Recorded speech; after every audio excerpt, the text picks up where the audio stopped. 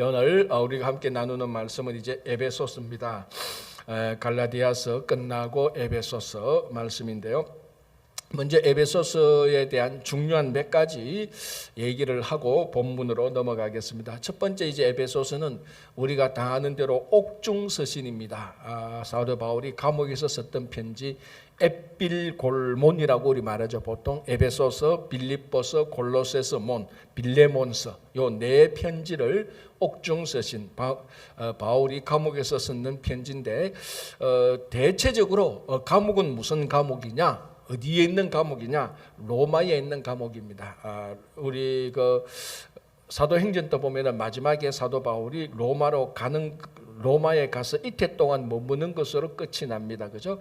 아마 그때 감옥에 갇혔을 때 바울이 썼던 편지 가운데 하나가 이 에베소서 옥중 편지입니다. 자, 또 하나는 이제 이게 중요한 건데, 이제 말씀드릴 게 중요한 건데, 이 에베소서도 여전히 사도 바울이 에베소에 있는 교회의 교인들에게 편지한 겁니다.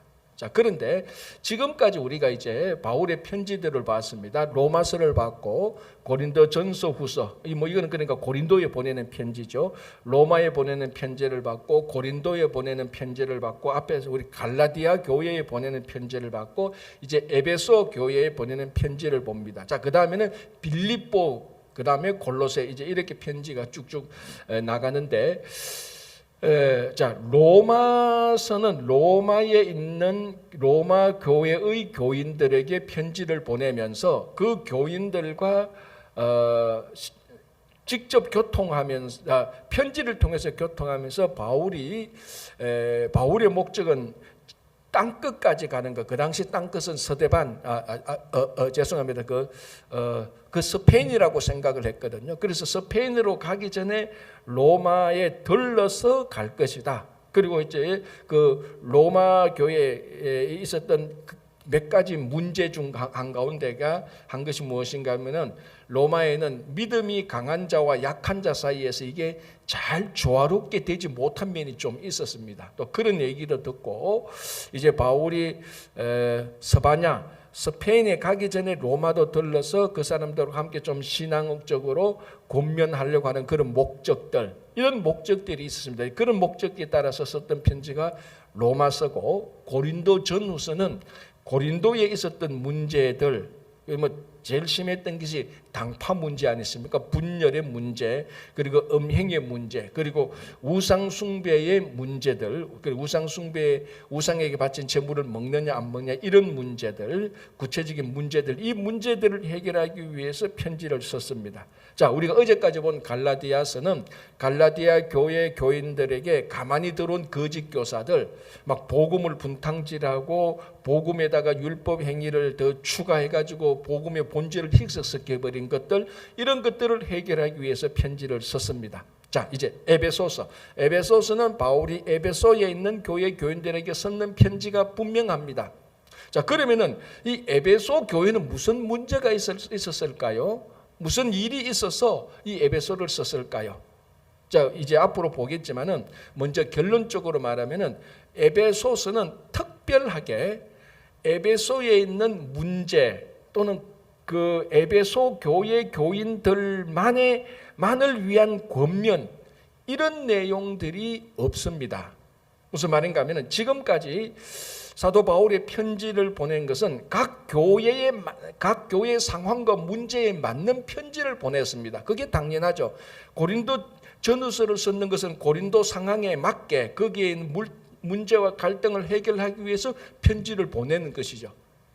지금까지 갈라디아서까지 편지가, 로마서, 고린도 전후서, 갈라디아서가 다 그랬습니다. 그리고 빌립보서도 그럴 겁니다. 그런데 이 에베소는 특별하게 에베소에 있는 문제와 상황만을 위한 편지가 아니라는 것입니다. 물론 아주 약간 에베소에 있는 문제와 상황을 터치하긴 합니다만, 이 에베소서의 내용은 에베소 교회뿐만 아니라 모든 교회에게 주는 아주 일반적인 편지하고 같습니다.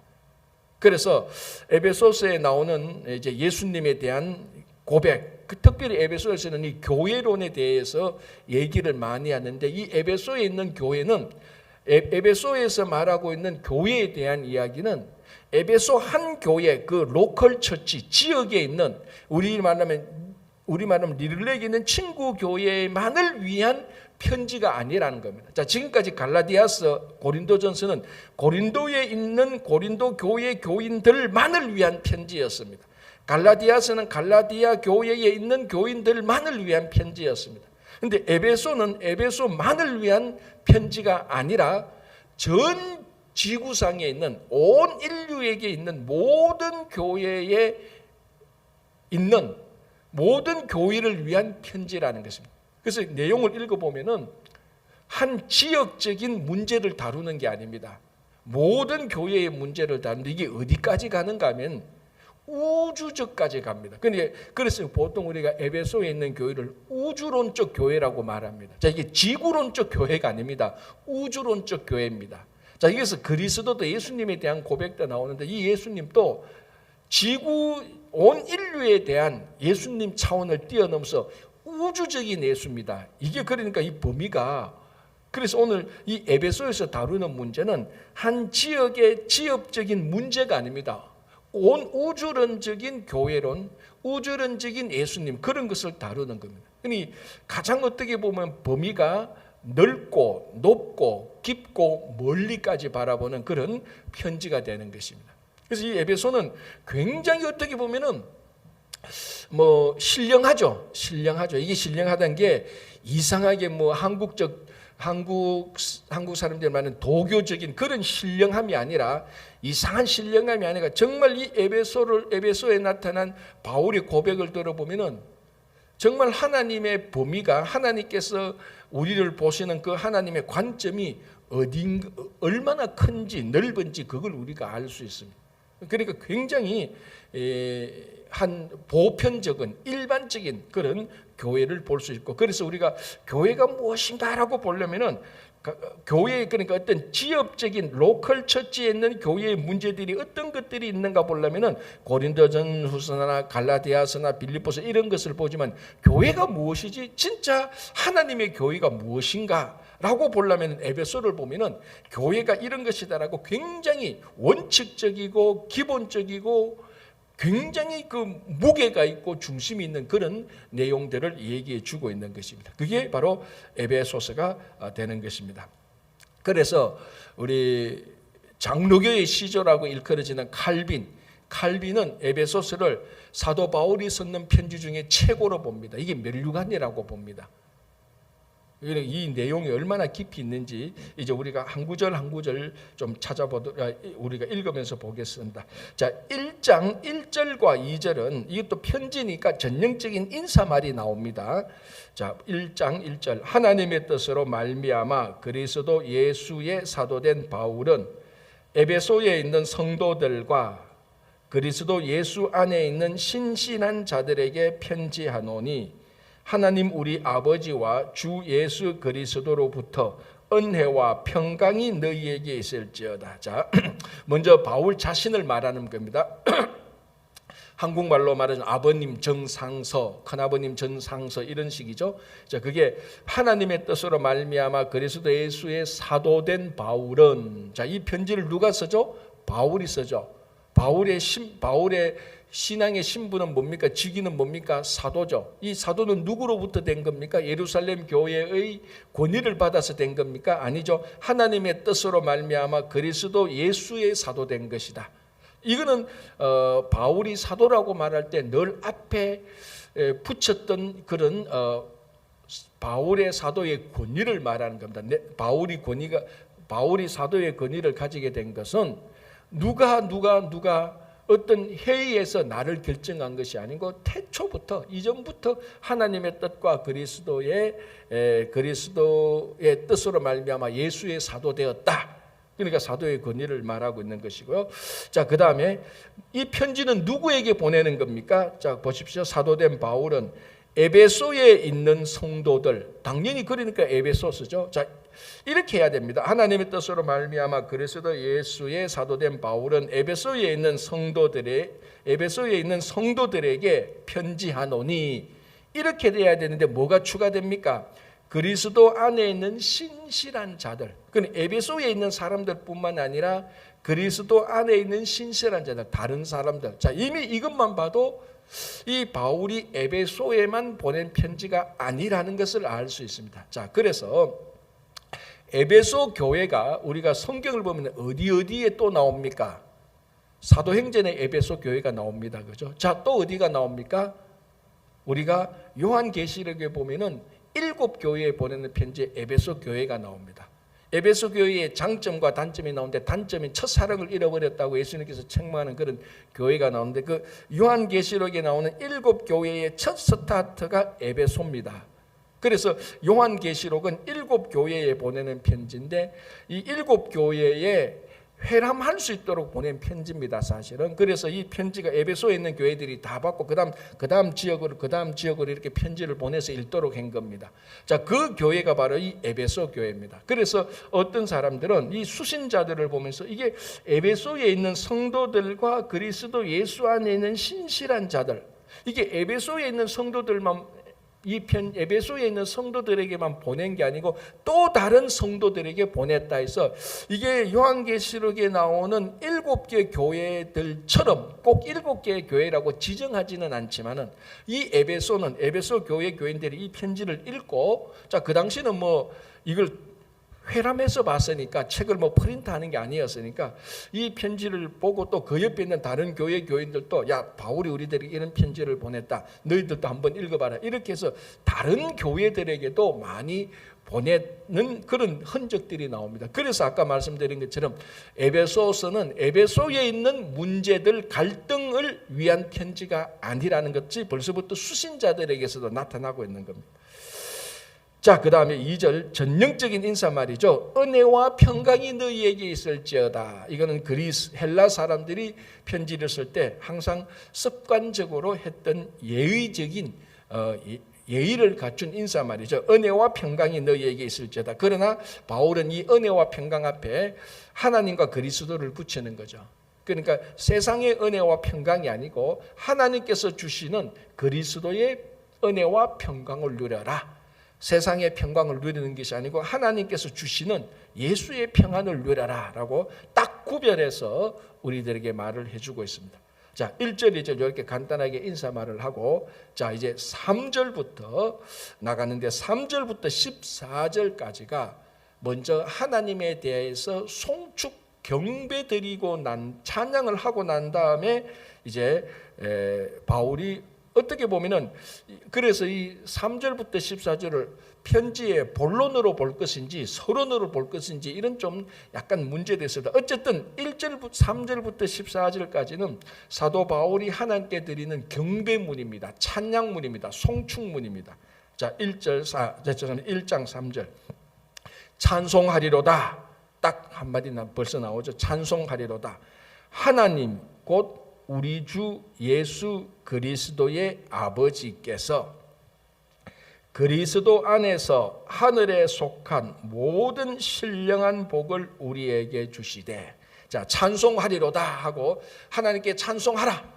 자, 찬송할 이유가 있을 거 아닙니까? 그죠? 우리 시편에도 보면은 이런 이유로 이런 하나님께 찬양하라 라는 그런 찬양의 대상과 찬양의 내용들이 나옵니다. 왜 찬양해야 되는지 이유들이 나오는 거죠. 이것도 똑같습니다. 바울이 찬송하리로다. 자, 왜 찬송을 할 것인지 이제 나오는데 간단하게 말하면 3절에서 우리가 하나님께 찬송해야 되는 이유는 하나님이 우리에게 신령한 복을 주시기 때문이다라는 것입니다. 자, 다시 볼게요. 찬송하리로다. 하나님 곧 우리 주 예수 그리스도의 아버지께서 그리스도 안에서 하늘에 속한 모든 신령한 복을 우리에게 주시되 자, 그냥 보통 모든 복을 우리에게 주신다라고 말하지 않고 앞에 신령한 복이라고 붙였습니다. 이게 이제 중요한 말이죠. 그냥 복이 아니고 신령한 복. 자, 이 신령한 복은 오늘 요 앞에서 보면은 하늘에 속한 모든 신령한 복. 그리고 또 그 앞에 그리스도 안에서. 자, 또 그 앞에 하나님 아버지께서 자, 신령한 복을 누구에게 줍니까? 에베소와 이 편지를 읽는 사람들에게 주는 겁니다. 이 편지는 누구냐? 에베소와 신실한 자들. 그러니까 이 편지를 읽는 모든 사람들, 그리고 모든 하나님을 사랑하는 사람들, 이런 사람들에게 하나님께서, 자, 누가 주냐? 하나님께서 이런 신실한 자들에게 무슨 복을 주느냐? 신령한 복을 주는데, 이 신령한 복은 하늘에 속한 복이고 그리스도 예수 안에서 주어지는 복이다라는 거예요. 우리가 성경에서 복은 너무너무 많이 나옵니다. 자, 구약에서 제가 늘 말씀드리다시피 구약에서 3대 복은 땅, 그리고 자녀, 그리고 장수하는 겁니다. 구약에서 하나님께서 한 기업, 한 가정에게, 한 신앙의 인물들에게 복을 줄 때 땅을 차지하고, 이게 아브라함에게 주신 복의 근원입니다. 땅을 차지하고 많은 자손을 누리게 될 것이고, 물론 아브라함에게 장수하는 말은 없었지만 장수의 복이 있습니다. 자, 그럼 보십시오. 땅과 자녀, 이 땅에서 장수하는 것, 이 구약의 복은 딱 간단하게 말하면은 이 땅에서 살면서 우리가 누리는 현세의 복입니다. 그렇죠. 땅, 자녀, 장수, 이 땅에서 누리는 현세의 아주 실제적인 복입니다, 사실은. 자, 그런데 신약으로 오면은 예수님의 팔복부터 시작해서, 그리고 오늘 특별히 사도 바울이 말하는 신령한 복은 구약에서 말하는 현세의 복을 훨씬 더 뛰어넘고 있습니다. 팔복에 보면은 현세의 복이 있습니까? 그런 거 없습니다. 근데 어떤 사람의 복을 받습니까? 마음이 가난한 자, 애통하는 자, 의를 위해서 핍박을 받는, 너희가 하나님을 볼 것이요, 너희가 위로를 받을 것이요, 너희가 하나님의 아들이라 일컬음을 받을 것이요, 이런 복입니다. 가만히 보면은 구약에서 말하는 복하고 핀트가 달라요. 네가 정말 이 땅에서 땅을 차지하게 되고, 네가 더 오래 살게 되고, 그리고 많은 자녀들을 누릴 것이다. 예수님께서 말씀하시는 그런 복하고 구약에서 복하고 핀트가 좀 다릅니다. 포커스가 달라요. 자, 사도 바울도 말합니다. 찬송하려다 왜 우리가 찬송할 것인가? 하나님께서 우리에게 이렇게 큰 넓은 땅을 주시고 우리들에게 복된 자녀를 주시고, 그리고 우리에게 건강과 생명을 주셔서 우리가 이렇게 오랫동안 무병장수하게 해주시니 우리가 하나님에게 찬송하려다, 그런 말은 싹 없습니다. 그리스도 예수 안에서 하늘에 속한 신령한 복을 줄 것이다 라고 말합니다. 이게 훨씬 더 구약에서 말하는 현세의 복을 뛰어넘는 복인데, 이 신령한 복은 현세에 살고 있는 우리가 누리는 하늘의 복입니다. 구약의 복은 현세에 살고 있는 우리가 현세의 복을 누리는 것이라면은, 이 에베소서에서 사도 바울이 찬송하는 이유는 하나님께서 우리에게 이 땅에 살고 있지만은 이 땅에서 누리는 복을 뛰어넘어서 하늘에서 누릴 수 있는 복을 이 땅에서 살게 하는 겁니다. 그래서 그 앞에 신령한 복이다라고 붙여놓은 겁니다. 그래서 신령한 복. 자, 그래서 그 앞에 뭡니까? 하늘에 속한 모든 신령한 복, 하늘에 속한 복입니다. 그래서 이제 한 번은 좀 한국에서 이런 얘기를, 이제 이 신령한 복에 대해서 쭉 얘기를 하니까 한 분이 그 성경 공부 마치고 말합니다. 목사님, 반은 농담인데요, 그래도 저는 현세의 복이 더 좋은데, 머리를 긁으면서 얘기하더라고요. 땅과 자녀와 무병장수하는, 그래도 그 복이 신령한 복보다 더 좋은데요. 제가 그 얘기를 딱 듣고, 그게 우리들의, 아직까지 이 땅에 남아있는 우리들의 여전한 복을 추구하는 마음이구나라는 그런 생각이 들더라고요. 자, 여러분, 사도 바울이 말하는 하늘에 속한 복을 누리고 싶습니까? 땅과 장수와 자녀들의 복을 누리고 싶습니까? 그렇죠. 둘 다 그럴 줄 알았습니다. 그런데 바울은 여기 둘 다가 없습니다. 신령한 복을 말하고 있습니다. 참 욕심 많아요. 그죠? 우리는 이 땅에서도 잘 되고 저 땅에서도, 현세에서도 좋고 내세에도 좋고, 우리는 이것도 좋고 저것도 좋고 싶은데, 물론 하나님께서 이 땅에서도 살 때도 우리를 가난하고 궁핍하고 비천하게 살도록 하지 않습니다. 그러나 이제 이 땅에서도 풍성하게 살게 하는 가장 근본이 구약과 신약의 차이가 납니다.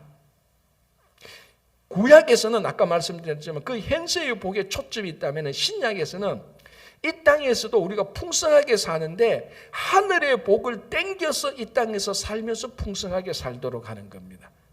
이제 그게 구약에서 말하는, 그래서 우리는 물질이 좀 부족해도 좀 건강이 안 좋아도 땅이 없어도 우리는 이 땅에서 하늘의 복을 땡겨서 살기 때문에 그런 세상적인 조건이 부족해도 우리는 여전히 신령한 복을 누릴 수가 있는 겁니다. 자, 이것이 진짜로 우리가 하나님 앞에서 추구해야 될 복입니다. 우리가 자칫하면은 이 복이 아니고 구약의 복에 초점을 두었기 때문에 신앙의 성숙함이 없고 계속 세상 사람들이 볼 때 예수 믿는 사람들이 추구하는 것이나 자기들이 추구하는 목적이 같아 보입니다. 자, 세상 사람들이 추구하는 목적도 뭡니까?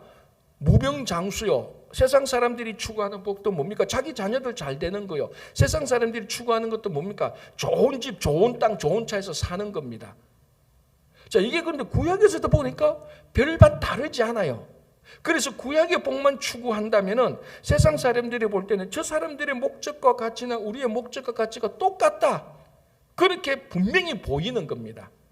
그리고 그게 또 결과론적으로 보면 분명한 거고요.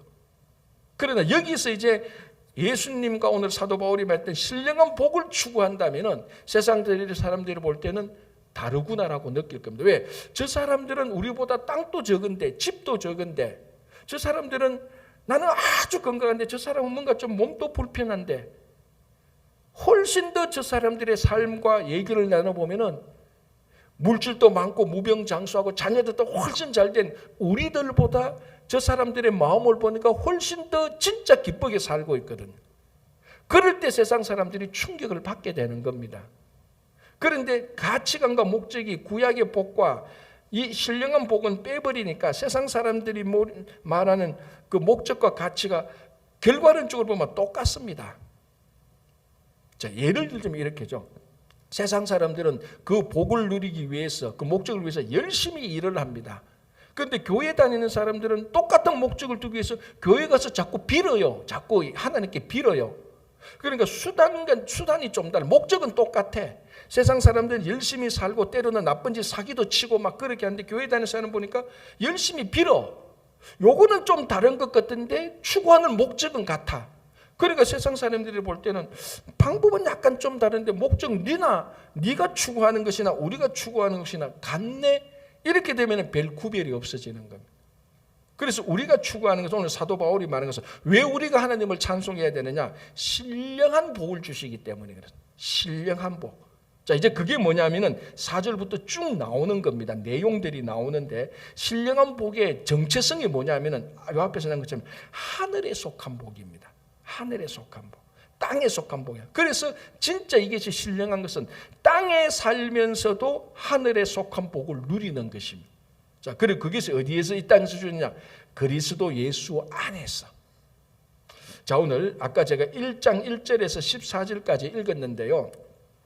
제일 많이 나오는 문구가 뭔지 혹시 여러분 파악했습니까?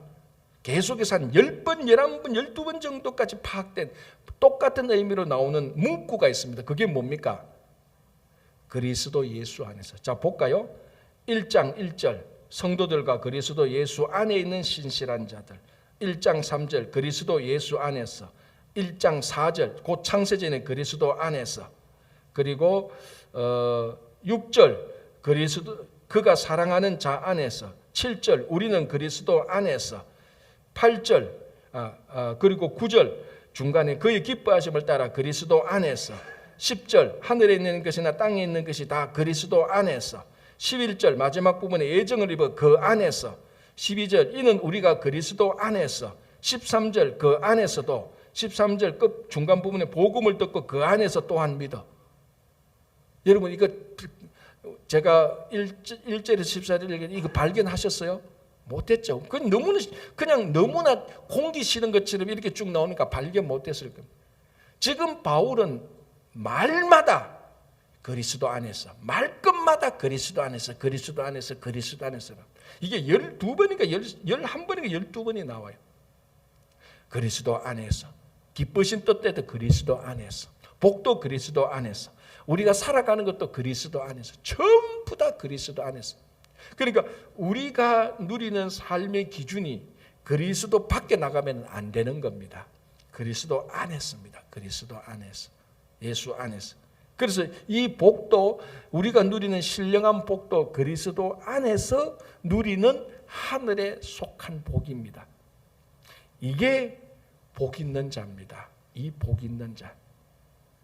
이 복을 누리는 자는 물질과 장수함과 자녀들의 복을 누리는 사람들하고 사실은 따지면 차원이 다릅니다. 이 신령한 복이니까 이 땅에서 그런 것을 다 초월해서 누리는 복입니다. 자, 이제 그 내용, 그 신령한 복의 구체적인 내용을 이제 바울이 말합니다. 자, 4절. 곧 뭡니까? 신령한 복을 우리에게 주시되 곧, 그 복은 첫 번째 창세전에 그리스도 안에서, 자, 또 그리스도 안입니다.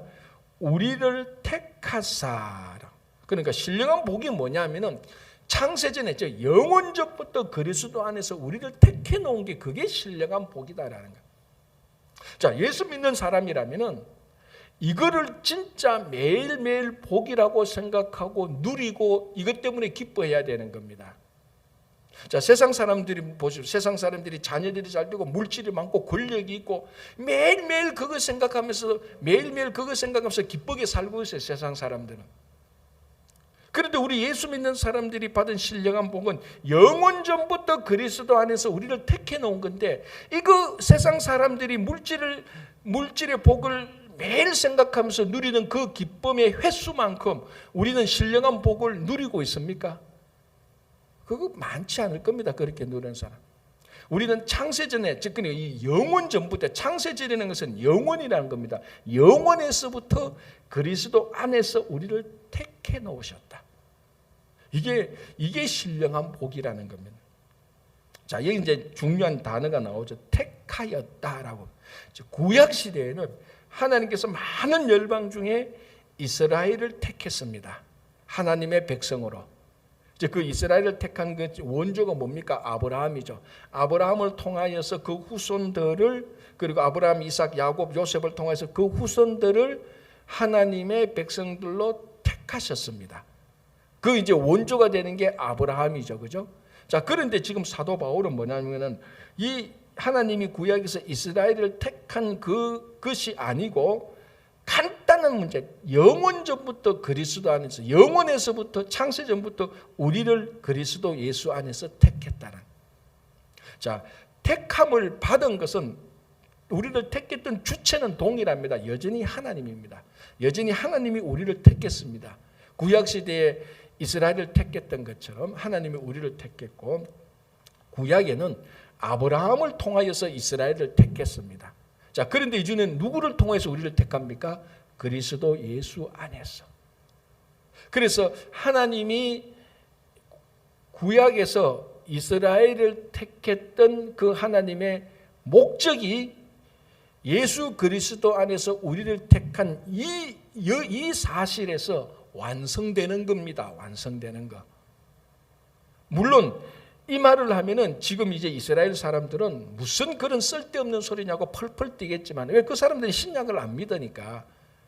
그러나 그 사람은 신약도 안 믿고 예수를 안 믿으니까. 그러니까 우리 신약의 말씀을 알고 오늘 사도 바울이 말했던 신령한 복을 알고 우리는 예수를 그리스도라고 고백하는 우리들이 볼 때는 하나님이 구약에서 열방 가운데 이스라엘 백성들을 택해서 하나님의 자녀로 특별한 은혜를 주셔서 삼은 것이 우리를 그리스도 안에서 택한 것에서 완성되는 겁니다. 그래서 아브라함을 통하여 이스라엘을 선택했던 그 하나님께서 예수 그리스도 안에서 예수를 통하여서 우리를 선택했던 겁니다. 자, 우리를 언제부터? 영원부터, 창세 전에 하나님께서 우리를 택했어요. 그런데 이게 참, 자, 여러분, 이게 그 누구도, 그 어떤 위대한 사상가나 철학자나 신학자가 나와서 이 말을 우리가 알아들을 수 있도록 설명할 수 있는 분은 아무도 없습니다. 여러분, 창세 전에 영원부터 하나님이 그리스도 안에서 우리를 택했다. 이걸 어떤 교리로 어떤 설명을 할 수 있겠습니까? 첫 번째, 사람들은 영혼을 모릅니다. 누가 영혼을 압니까? 어느 한 시점에 엄마의 뱃속에서 태어나 어느 한 시점에서 죽는 우리가 죽고 난 다음에 영원한 하나님 나라에 가면은 영혼을 알 수 있겠죠. 그때부터 영혼을 사니까. 그러나 이 세상에 있는 우리는 아무리 자기가 신비하고 자기가 아무리 영성이 높다 할지라도 영혼에 대한 이해는 영혼이 없습니다. 이 땅에서는 없어요. 그래서 창세전에 그리스도 예수 안에서 우리를 택했다는 이 말은 교리를 잘 설명하거나 그런 차원이 아닙니다. 듣고 머리로 이해하는 차원이 아니고 이 택하심을 받았다라고 고백하는 차원입니다. 이거는. 자, 여러분, 사랑을 설명할 수 있나요? 사랑은 설명하지 못합니다. 사랑을 해보면 알게 되는 거죠. 그러니까 어떤 사실, 어떤 것들은 설명을 통해서 알 수 있는 것이 있고 어떤 사실, 어떤 것들은 설명을 통해서는 도저히 알 수 없습니다. 그거 그냥 한번 경험해 보면 알 수 있는 겁니다. 그것처럼 영혼이라는 것도 그렇습니다. 영혼 창세전에 그 영혼 가운데서 그리스도 안에서 우리를 택했다. 이거는 사도 바울이 부활하신 예수 그리스도를 만난 자기의 신앙 고백이지 이것을 잘 설명해 주시오라고 해서 설명을 듣고 알아들을 수 있는 사람은 아무도 없습니다. 사실 제가 이거 설명하려고 했는데 저도 사실은 어리석은 거예요. 이거는 우리가 고백할 수밖에 없는 겁니다. 영원히부터 그리스도 안에서 우리를 택했다. 그리스도 안에서, 그죠? 택하사. 자, 우리를 택한 목적이 뭔가 하면은 요 나옵니다. 우리로 사랑 안에서 그 앞에 거룩하고 흠이 없게 하시려고. 자, 우리를 택한 목적은 이 현세의 삶에서 거룩하고 흠이 없게. 자, 이게 이제 흠이 없다는 것은 완벽한, 율법적으로 볼 때 완벽한 그런 삶을 말하는 것은 아닙니다. 왜? 우리 죄인이기 때문에 그런 삶을 살 수 없습니다. 온전한 삶을 살게 하려고. 이렇게 보는 게 제일 좋습니다. 자, 거룩하고 흠이 없게 하시려고 우리를 선택했다. 자, 그러면 다시 구약에 가서 하나님께서 이스라엘 백성들을 아브라함을 통해서 이스라엘 백성들을 선택하신 이유가 뭡니까? 우리 구약을 보면은 많은 열방 가운데 하나님이 여호와가 하나님이라는 것을 알게 하기 위하여서 이스라엘 백성들을 선택하셨습니다. 그래서 이스라엘 백성들이 하나님의 자녀로 살아가도록 했습니다. 그럼 많은 열방들이 하나님의 자녀로 살아가는 이스라엘을 보고 당신들은 어떻게 이렇게 살 수 있습니까? 당신들이 섬기는 신은 누굽니까? 당신의 영원한 아버지는 누굽니까? 그러면 우리는 하나님의 자녀입니다. 우리는 하나님의 백성으로 살아갑니다. 우리는 하나님 여호와만 하나님으로 섬깁니다. 그런 것들을 통하여서 많은 열방들이 이스라엘이 섬기는 여호와가 진짜 하나님이구나라는 것을 알게 하기 위해서 이스라엘 백성들을 따로 구별해서 선택했습니다. 그게 구약에서 하나님께서 이스라엘 백성들을 선택한 중요한 이유죠. 그래서 늘 말씀드리는데 하나님께서 이스라엘을 선택했던 궁극적인 목적은 이스라엘만 구원하는 것이 아니고 모든 열방을 구원하려고 하는 것입니다. 모든 열방들이 여호와가 하나님인 것을 알게 하기 위하여서 이스라엘을 선택해서 구원하고 그 사람들에게 하나님인 것을 알려줬습니다. 그래서 이 사람들이 우리가 하나님의 자녀인 것을 이 세상 사람들에게 보여야 된다. 우리가 어떻게 살까? 그래서 어떻게 살까 해서 이스라엘 백성들에게 준 게 뭡니까? 그게 율법입니다. 그게 율법이에요. 그러니까 하나님의 자녀가 된 사람들에게 준 게 율법이에요. 하나님의 자녀가 되어라고 준 게 율법이 아니고 하나님의 이미 자녀가 된 사람에게 하나님의 자녀답게 살도록 한 것이 율법인데 많은 사람들이 율법을 지키면 하나님의 자녀가 된다고 거꾸로 생각을 했던 겁니다. 자, 어쨌든 하나님께서 구약에서 이스라엘 백성들을 선택했던 것은 하나님의 자녀로 살면서 여호와가 하나님인 것을 보여주기 위한 것입니다. 자, 그렇다면 이제 신령한 복은 영원에서부터 하나님께서 그리스도 예수 안에서 우리를 선택하셨습니다. 우리를 선택하신 목적이 뭡니까? 자, 여기 나오죠. 그 앞에서 거룩하고 흠이 없게 하시려고 온전한 구별된 백성으로 살게 하셨다. 그리스도 예수 안에서. 자, 요것만 끝나는 것이 자, 그 다음에 또 나오는 겁니다. 자, 두 번째 신령한 복의 내용이 뭔가 하면 5절. 그 기쁘신 뜻대로 우리를 예정하사 예수 그리스도로 말미암아 자기의 아들들이 되게 하셨으니. 자, 이제는 아까는 선택했다, 우리 택했다 그러고 이제는 뭐가 나옵니까? 예정이 나오는 겁니다. 그 기쁘신 뜻대로 우리를 예정했다라고 나오는데 요건 또 내용이 길어질 때니까 오늘은 요까지만 하고 내일 다시 신령한 복에 대해서 계속해서 우리 말씀을 나누도록 하겠습니다. 자, 결론적으로 딱 하나만 생각하시기 바랍니다. 이제는 우리가 정말 신령한 복을 추구하고 이 신령한 복 가운데서 살아가시는 여러분 모두가 되기를 간절히 바랍니다. 기도하겠습니다. 하나님 아버지 감사합니다. 오늘도 우리들에게 귀한 하루를 주시고 무엇보다도 아버지 하나님 우리에게 하늘에 속한 신령한 복을 먼저 주시사 이 현세 이 땅에서 살면서도 이 땅의 복을 뛰어넘는 하늘의 복을 누리면서 기쁨과 풍성한 삶을 살도록 인도하여 주시고 성령께서 우리를 감동시켜 주시사 그것이 신령한 줄로 알 수 있도록 우리를 깨우쳐 주시옵소서.